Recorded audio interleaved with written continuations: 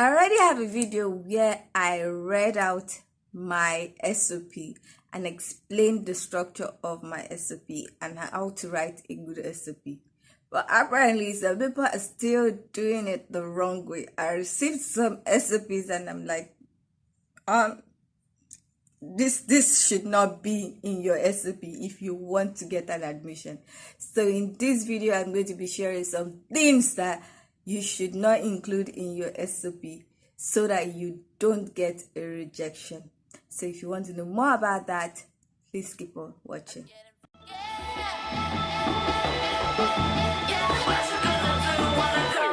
Everybody know I'm a visual. Yeah, I kill it cold like a criminal. I'm everybody's type, but nobody can deny. Cause you know I get it, I'm getting freaky, yeah, I'ma bring the crazy. Get that freaky on, get that freaky on, freaky. Hi guys, welcome back to my channel. My name is Omomi, aka Petite Diva, and I am a University of Nottingham alumni and also a Developing Solutions Scholarship Award winner. In this educational series, I talk about the UK admission process, I talk about the UK visa application process, I also talk about tips and tricks on how to enjoy your stay in the UK, and I also talk about tips and tricks on how to earn more money as an international student in the UK. So if you like videos such as this, please consider subscribing by clicking on the red button that says subscribe, and don't forget to click on the bell notification icon by the side so that you're notified anytime I upload videos.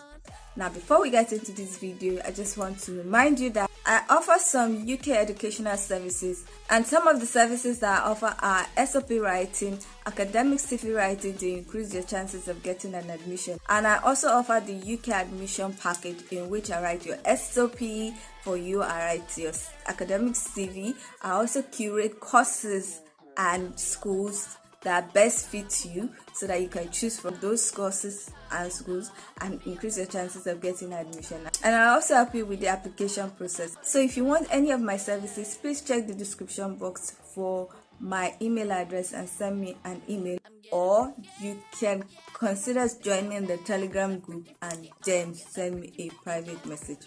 Like I said earlier, I said I already have a video where I read out my own SOP and I explained each paragraph to enable you write your own SOP. But some people are still making some mistakes. So now here are the things that you must avoid writing so that you don't get a rejection letter. Number 1, don't talk about how much you hope to earn. I've seen some SOPs in which the person writes, oh, I want to earn $500,000. I'm just exaggerating, but don't talk about the money you want to earn.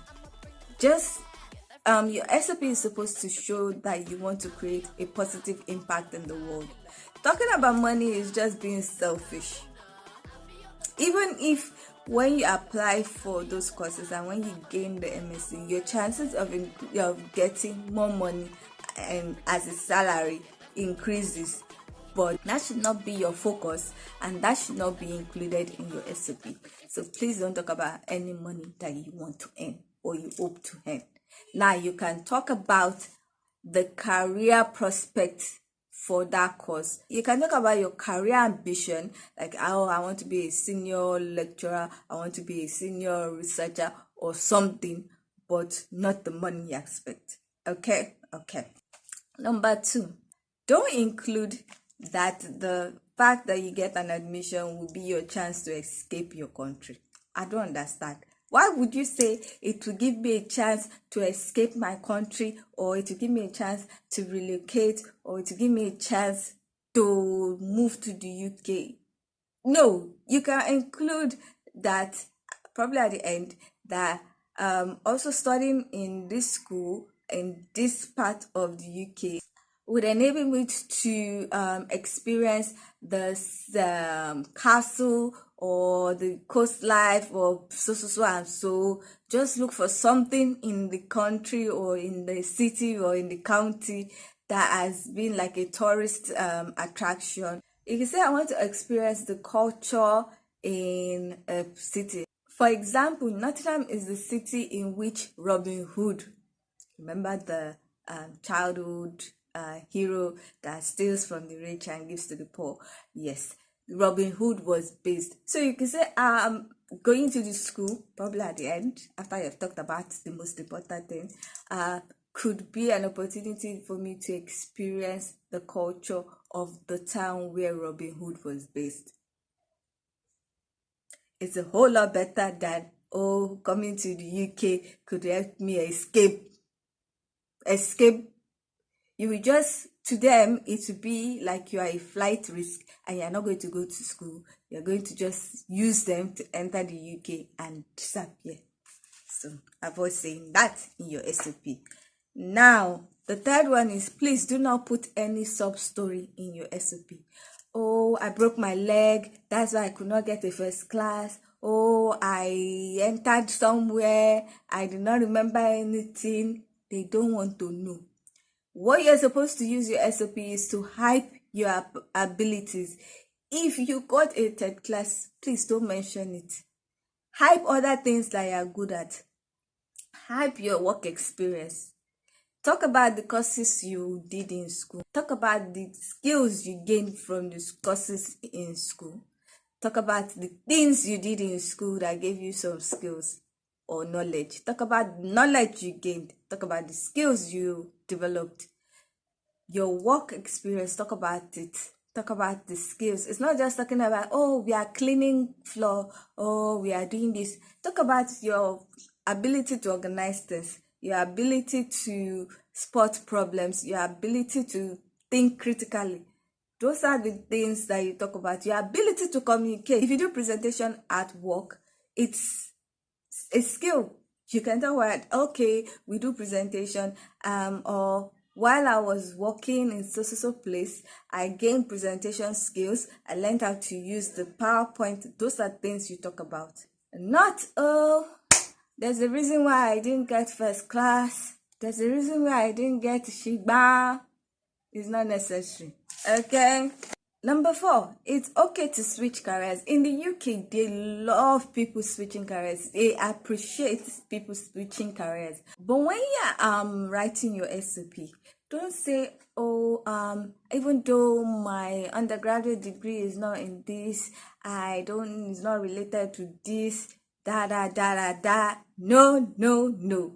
Talk about the transferable skills that you have from your undergraduate degree. Talk about the fact that you can cope with the new course. This especially works when you have a high CGPA, that's your cumulative grade point average. Because then you can put, oh, I got this grade point average, which shows that, okay, you have the capacity to follow through. You have the capacity to understand what's going to happen. You have the capacity to endure. And you have the capacity to finish well. Those are the things you will talk about even if your first degree is not related to the second degree. Sometimes, like I mentioned in one of my videos, that the work experience will also help even if you're changing. Then if you are changing careers, you can also help yourself by doing an online course before even applying or while applying. Like you could start it and mention it in your SOP that you started this course. You mention the people that are in charge of the course and everything. You mention some of the skills that you're gaining from the course so that they know that, okay, you're already preparing. By the time you get there, it will not be too new. Those are the kind of things they will consider to give you an offer. So don't put yourself down by saying, oh, I know it's not this. I know. Sell yourself. Remember, sell yourself. You're supposed to hype yourself, but not lie. Okay? And also, when you are choosing courses, if you want to switch, try to choose courses that might be kind of related to your undergraduate degree. Now, for example, if I want to, as a pharmacist, if I want to do a tech course, going straight for a pure tech course that is not a conversion course, I might not get an admission, even though I have a first class. They might want to give me because of the first class. But if you don't have a first class, they might want to give me because I have a first class and I have an MPH in University of Nottingham. there is a probability that they will give me, even if it's not kind of related, because the capacity they will see in me is high. They'll be like, oh, she did this, she got the first class, she did this, she got this. They will want to give me. But if I want to increase my chances of getting like a tech course, instead of going for the super tech course, I would go for a merger between health and tech. So now, if I want to do something techy, as based on what my educational background and professional experience, I will do something like health data science. It's techy, but it's also health. And in my MPH, I did some quantitative and qualitative analysis. So they will say, oh, she has these skills. Even if it is minimal, she will be able to cope in this place. So you will also have to look at things from different angles to be able to talk about some things. So now, if I'm going to talk about myself when I want to apply for the health techie health techie degree, I'm going to talk about my background as a pharmacist. I'm now going to talk about my background and the skills I learned during my MPH. Now, if you're just going from pharmacy or a science related course, you will still talk about the fact that you gain these skills in this. Just try and talk about your skills.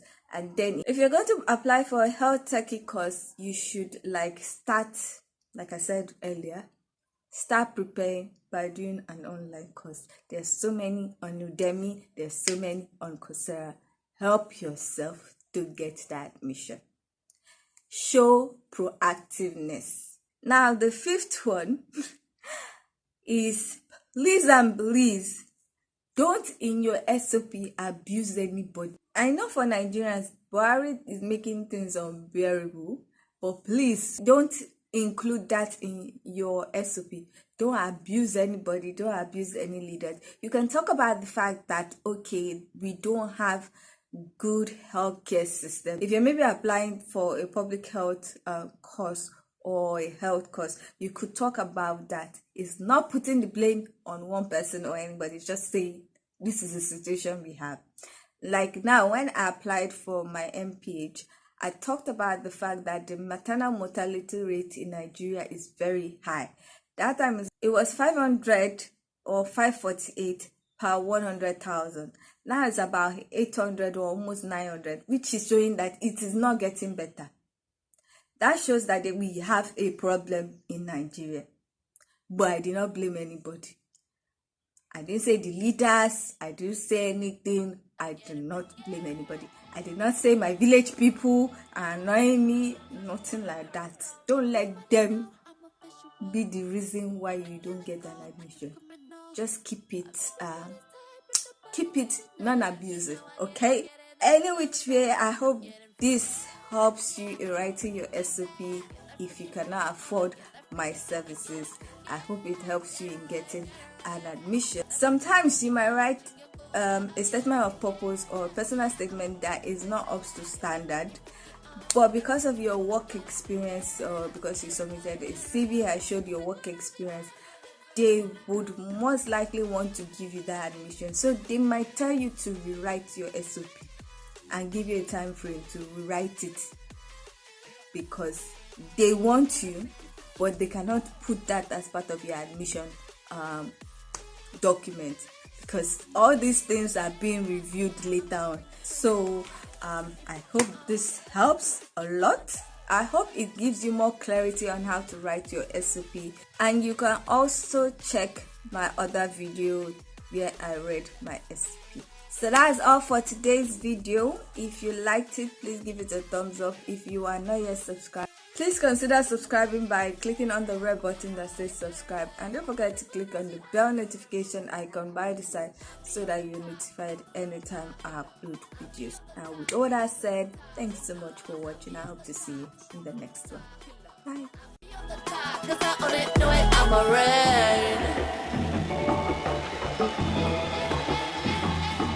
I'm getting